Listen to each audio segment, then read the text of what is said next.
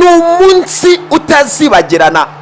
Hari tariki ya 3 Gicurasi umwaka w'ibihumbi 2026 umujyi wa Kigali wari wuzuye amabara abiri, ubururu ndetse n'umweru. Ku mpande z'amakipe yombi buri umwe wese yinjiraga muri stade aho ndagatoki gukandagira ati uyu munsi mukeba ndibuze kumushwanyaguriza hareba inzega. Ariko ku rundi ruhande abafana, abatoza ndetse n'abakinnyi ku giti cyabo buri umwe wese yagiraga ati gutakaza uyu mukino ni sakirirego.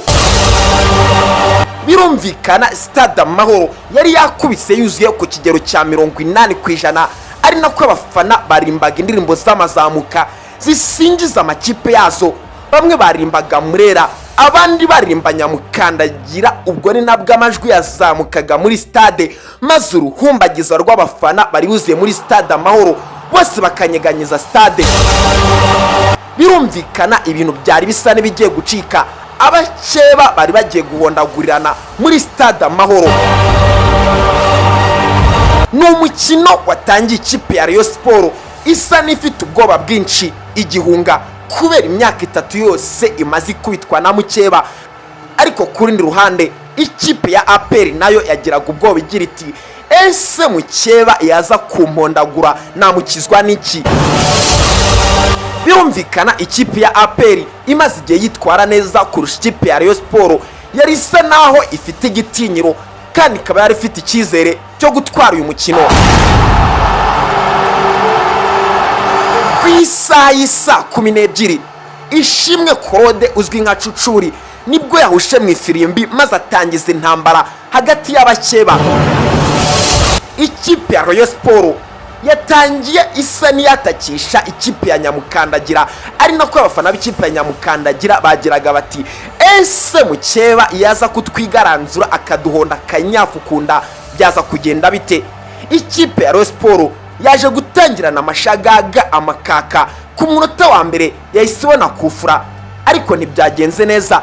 Bidatinze ikipe ya Rayon Sport yakomeje kotsa igitutu ikipe ya APER, ariko mu buryo bwiza. Ikipe ya Rayon Sport yaje kubona corner, maze abafana b'ikipe ya APER batangira kuzamura imitima bitsa bagira bati ese mukeba ibi yaje yariye ni ibiki? Ese twaza gukubitwa twazavuga iki? Ikipe ya Rayon Sport yasaga niyereka mukeba ko ishobora kuyihondagura, ndetse byagaragariraga amaso. Ku munota wa 7 umukino gongeye kwambikana, ikipe ya Rayon Sport yongera kwataka, ariko bidatinze ikipe ya APER yaje kwereka ikipe ya Rayon Sport ko nayo nta usangira n'udakoramo, maze nayo itangira kugira amashagaga. Ubwo nabwo umukino watangiraga kuryoha aha muri stade Amahoro. Ku munota wa 13 Rayon Sport yatangiye umukino yari kiri ya yindi.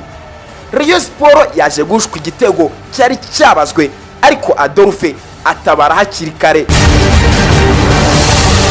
Ku munota wa 21 Shimyimana Yunusu yaje kuzamuka maze yitegereza neza umunyezamu Adolphe, nawe amubera ibamba umupira ukuramo. Abafana b'ikipe ya Rayon Sport basaga nabona ko umwanzi atakiri APER, ahubwo umwanzi ari umunyezamu Adolphe, kuko abakinnyi b'ikipe ya Rayon Sport bari batangiye kwataka ndetse babitse ubwoba mu bakinnyi b'ikipe ya APER. Ku munota wa 29 byarinze bigira ikipe ya APER ikirushwa n'ikipe ya Rayon Sport. Ikipe ya Rayon Sport yaje kubona kufura nayipfisha ubusa. Angaha nibwo abafana b'ikipe ya Rayon Sport bagiraga bati uyu mukino nidutatu dakubitiye mukeba hareba inzega nitwe turaba twizize. Ariko bidatinze umwana uri bupfe agaragara mbere, ndetse n'umwana uri burohame agaragara mbere. Ku munota wa 32 Ndikumana yaje kuzamuka mu ruga rw'amahina anyuze hagati y'ubwugarizi bw'ikipe ya APER, arangije yitegereza neza uburyo umunyezamu Adolphe yarahagaze, amuhubanuza umupira. Arangije yitegereza neza mu nshundura, arekura ishoti rirerire, inshundura zirinyeganyeza. Noneho abafana b'ikipe ya Rayon Sport batangiye kuzamuka hejuru bagira bati umwana utazi koga uruzi ruramujyanye. Stade Amahoro yashimuswe n'abafana b'ikipe ya Rayon Sport, maze ku mpande z'amakipe yombi ikipe ya Rayon Sport itangira kuzamuka hejuru. Ni mu gihe abafana b'ikipe ya APER batangiraga gukonja bagira bati ese mukeba turuze kumukizwa n'iki, ese kuki tugiye kurirayo kwarika muri Stade Amahoro kandi tumaze imyaka 3 turudatsindwa muri shampiyona nyarwanda.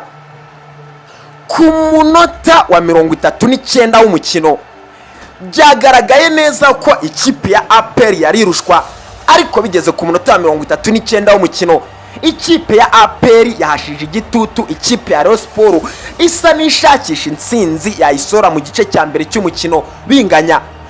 Ku munota wa 39 Byiringiro Jean Gilbert yagushijwe mu rubuga rw'amahina, maze umusifuzi ashimangira bidasubizwaho agira ati penalty y'ikipe ya APER irabonetse. Abafana b'ikipe ya Rayon Sport batangiye kubika umutwe mu maguru bagira bati ese mukeba yaza kwinjizamo iyi penalty bikongera bigasubira urudubi. Abafana b'ikipe ya APER bagiraga bati mana dufashe iyi penalty yinjire kuko mukeba ntabwo twabona uko tumukira. Bidatinze umutoza yaje guhereza iyi penalty Watara, maze abafana bose b'ikipe ya APER bifata ku munwa bagira bati ese Watara muribuka ibyo yadukore kuri Stade Kamena mu karere ka Huye ubwo yahushwaga igitego ubwo twakinaga n'ikipe ya Mukura. Bose bagira bati Watara turabizi yamenyere kurata penalty. Watara yaje kwereka abafana ko ibyo bamukeka ko atari byari, arangije itegereza neza uburyo umunyezamu yarahagaze, arangije arekura igishoti kirekire mu izamu, inshundura zirinyeganyeza. Abafana b'ikipe ya APER bongeye bisubiza ikuzo, maze batangira kuzamuka mu birere bagira bati ese ko twaje twajyahe, ese mukeba ibyishimo watwiratagaho hejuru ko tugiye kubigutsindagiza tukagukubitira hareba inzega muri Stade Amahoro. Bidatinze ni nako igice cya mbere cy'umukino cyaje kurangira amakipe yombi habuze n'umwe wigaranza urundi.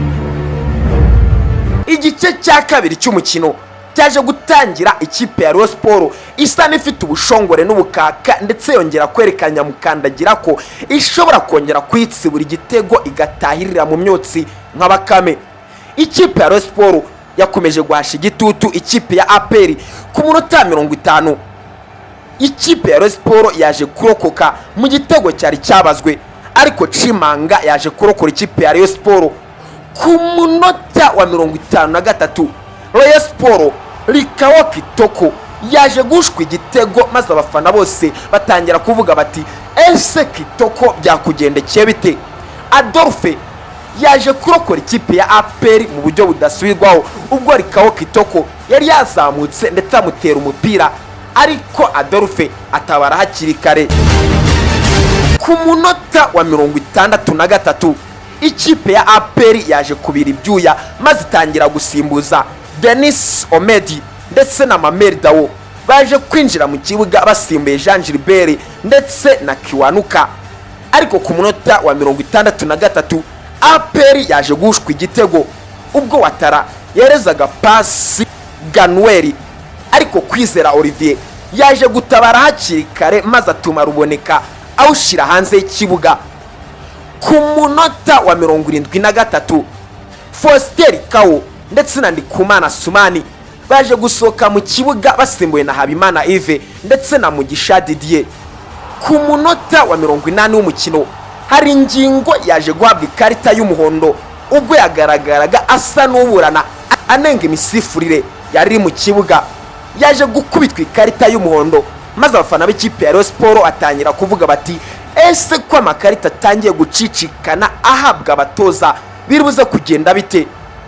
Ku munota wa 89 ikipe ya Rayon Sport yongeye kwirangaraho.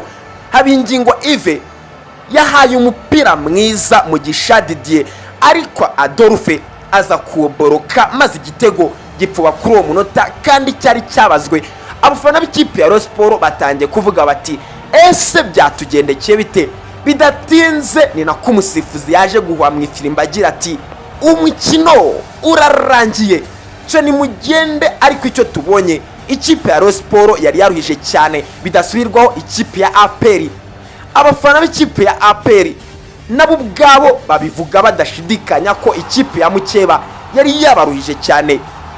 Esi shampiyona nyarwanda ikomeje kurangira ikipe ya APER igikubita ikipe ya Rayon Sport. Bizarangira ryari? Ikipe ya Rayon Sport iracyafite inyota, iracyafite igisizuguriro mu gihe itarahondagura Mukeba. Esi biraza guherera he? Ngayo rero nguko kumukino w'ejo waje kurangira ikipe ya APER ifite amanota 56 irushwa n'ikipe ya mbere ariyo ya Al Hilal amanota 5, mu gihe ikipe ya Al Hilal isigaza imikino y'ibirarane 2. Ariko ikipe ya Rayon Sport ifite amanota arenga 48 ikabirushwa na Mukeba amanota 8. Ese ibintu bizaherera he? Ese ni ryari Rayon Sport izikuraho igisizuguriro maze igakubita igatsibura ikipe ya APER? Aha, ibi byo sinzi umunsi bizabaho, ariko icyo nzi ni kimwe: ruhago yikaraga kandi yerekeza mu rushundura. Ni nuko dusoje ikiganiro cy'uyu munsi. Niba wakunze ibiganiro dukora, urasabwa kuba kanda subscribe. Naho nge ndi Rambo na Jacques, iyo ni Sura TV 1. Mugire impagarike n'ubugingo, amoro n'amafaranga bijejete kuri mwese. Ciao ciao.